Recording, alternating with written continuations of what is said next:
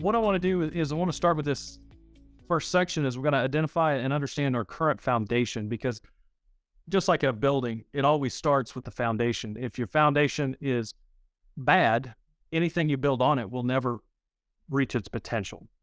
And this is scriptural as well. We see it. If your house is built on the sand, it's not going to last. It needs to be built on solid ground of rock. So when we talk about our foundation, we're really kind of talking about our culture. And what is culture? By the way, one of my degrees is in social science, so that's why I like going into this area as well. But the culture, and our culture, it's a collection of words, actions, stuff, thoughts, and the things that truly reinforce what is valued and what we are concerned about as an organization. And so when we think about our culture, that's going to define our actual true level of safety and security. Given enough time, we can take our programs and our initiatives that we're trying to do, and those will start to shift and take our culture and shift it where we want it to go.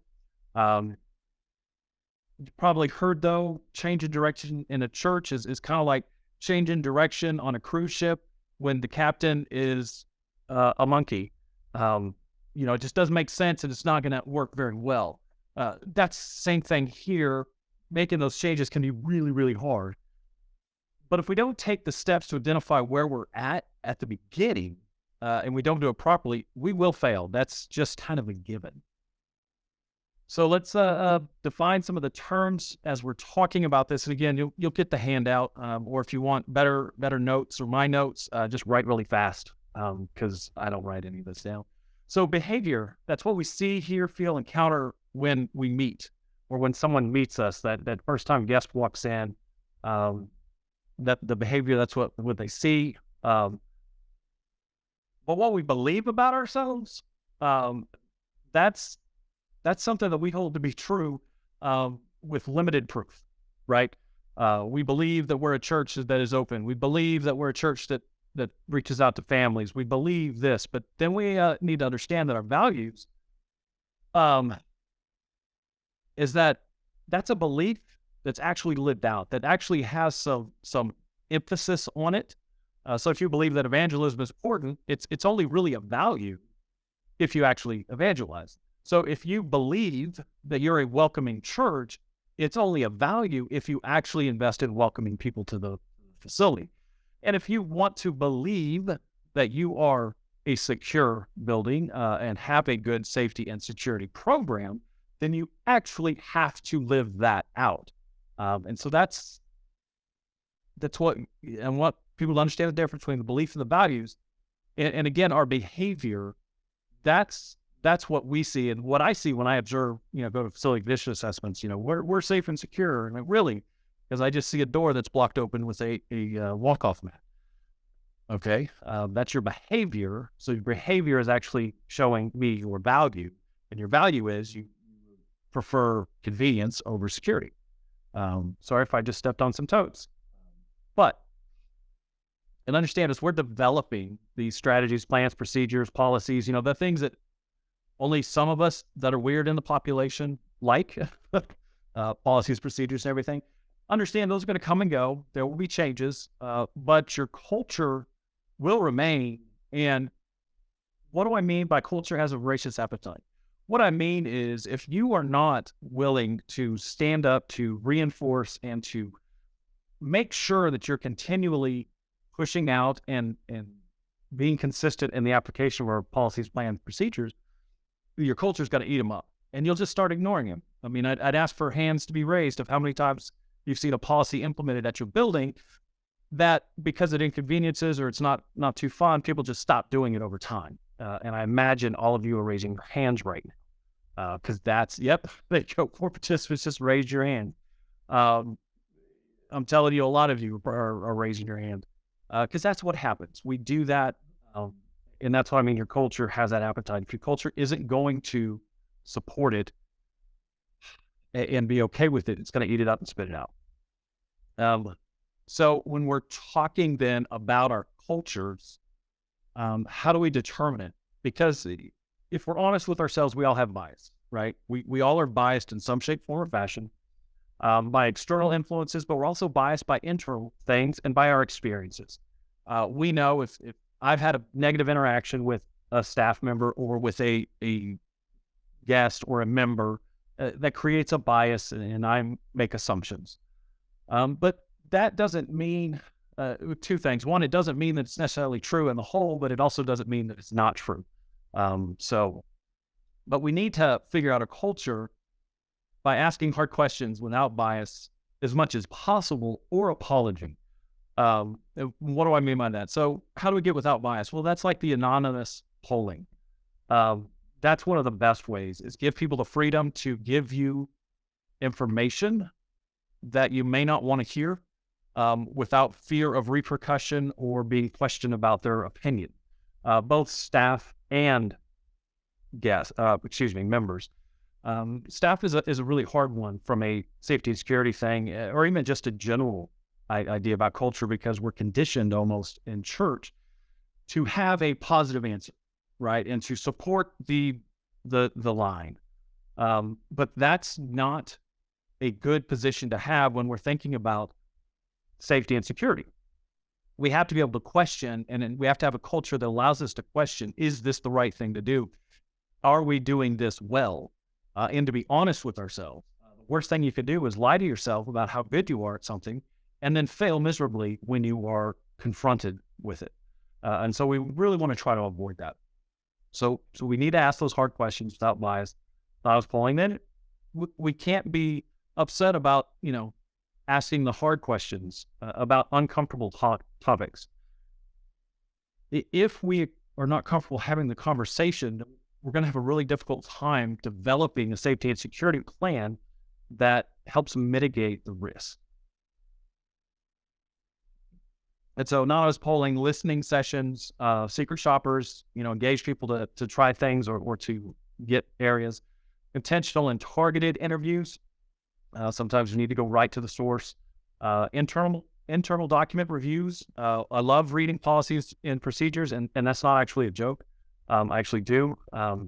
One, as a former operations director and responsible for my staff, I made sure they understood that those policies and procedures are not punitive to them. That's the rules that not only do they need to follow, but the organization has to follow. So they need to know them just as well as they do. And I like reviewing them to make sure that they are consistent and agree with each other. And then outside assessments, you can call professionals to come in, security reviews. We can look at facility evaluations, things of that nature, because outside folks, the advantage of hiring some outside is they don't have a dog in the hunt. So it's okay. They're not going to be worried about hurting your feelings. Now, we're not going to do it intentionally, but we're not going to be afraid of doing that. Some of you on the call or on this meeting that we've written or done a facility condition assessment. I mean, again, we try to be nice, but we're going to be honest first and foremost. And I know not me, I know Lee, I'm not, but Lee is, he's monitoring the chat, but any questions, if there's any questions as we go along, or as I'm going, feel free to throw them into the chat. I'm kind of watching a little bit as I can, but I know Lee's taking a gander at that as well. So feel free again. Yeah, I would say if you do have a question, just throw it in the Q&A section so we can monitor it. We have some chats coming in, but no questions so far. Okay, great. So once we kind of think of our culture and we really go kind of go through that, then we can start and kind of look at what's called a security planning process, but really it's kind of a process. We can adapt it to security and other things. And so we start with what are your threats or what are your issues, right? And then how do we want to mitigate them? How are we going to accomplish it? And did it work? I mean, that's a security planning process. That's a facility stewardship planning process. That's a maintenance planning process. So it's not, again, it's not super difficult. We've made it complicated, and we've made it scary, but really, if we break it down to its fundamental elements, what are we concerned with and how do we want to stop it? And then how are we going to do it? And it's a continual process. If your security planning becomes static, if your safety planning becomes static, you're not safe or secure, because threats are evolving and changing almost daily. You see it on computer issues where new viruses, new things come out almost daily. It's the same thing with threats. Folks are always finding new ways to do bad things.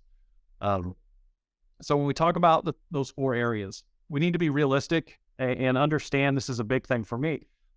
It's not what is the scariest, but what's the most probable. We're all worried about mass casualty events. It's a scary thing.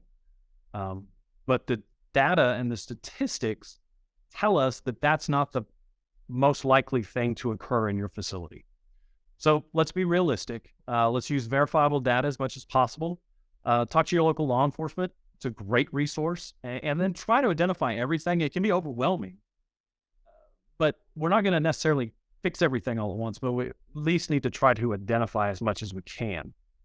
When we're defining our goals and evaluate, what do we want to do to avoid regarding a realistic threat, and is what we want realistic? We could say, well, we want to make sure, X never happens. Well, a never statement is not always realistic, especially with what we can do. So we just have to say, we're going to do our best to make sure it's not easy for this to happen, or that we've done everything we reasonably can to make sure it doesn't. And do our goals support or detract from our why? And when we say why, and I know it didn't go into that real in this session yet, but our why is, why do you exist as a organization? Why are you there? And if we want to be open to the community and welcoming and make sure everybody knows that they're great here, but you require them to pass through metal detectors and do a background check before they can attend the first service, that's going to detract, right, from your why. And then again, will your culture support it? We want to do X. Well, but if the culture of the church says we're not going to because it takes away from what we want to do, it's an uphill battle. So when we talk about functional estimate elements and testing, so once we kind of know what's our realistic threat, how do we really want to deal with it? Now how are we going to do it? And we need to think, is there what's the cost? Not just in time, but equipment, personnel, dissemination, disruption. Those are big, D words, awesome. But disruption and dissemination are very, very important when you talk about implementing any new safety security protocol. You need to make sure you understand how it's going to disrupt how people move about the building. Any good security plan involves disrupting movement, right? Because we don't want people to get where we don't want them to get. So by default, they're going to have their movement disrupted. And then dissemination is, we need to tell people what we're doing. If you're converting from a keyway system to electronic access control, and you're locking down the exterior of your building during the week and only allowing certain doors to be open, your membership, your folks need to understand that that's coming. Otherwise, you get a lot of angry people, and then it really, again, detracts from your ability to roll out the program effectively. And be open with your communication. This is why we're doing it. I understand if you might not like it, Mr. and Mrs. whomever that always enter this door on Tuesday at 10:15 to do something, but that's not what we're going to do, because it puts too many other things at risk. And so we're simply changing our process. Once we've kind of set those items in motion, that's when we start to review and evaluate. And we need to set a time to evaluate, to give it time to actually roll through enough iterations to get good feedback and actionable data. We got to get feedback from all impacted by the change, and know that there's going to be issues, and sometimes that's okay. Sometimes it's okay to make Mr. and Mrs. Smith mad that they can't enter the door they want to, because it's not about them. It isn't. It's about the whole, and sometimes the needs of the whole in the community outweigh the individual complaints. Adjust it if it's warranted, and then continue the process. Again, it's cyclical. It keeps going. It doesn't stop, because what worked today, you may change your emphasis in 6 months to a year, and you may need to adjust what you do. So when we talk about we've done all this work through through culture. Now what? Where do we go from here? The first step is understand it starts with leadership.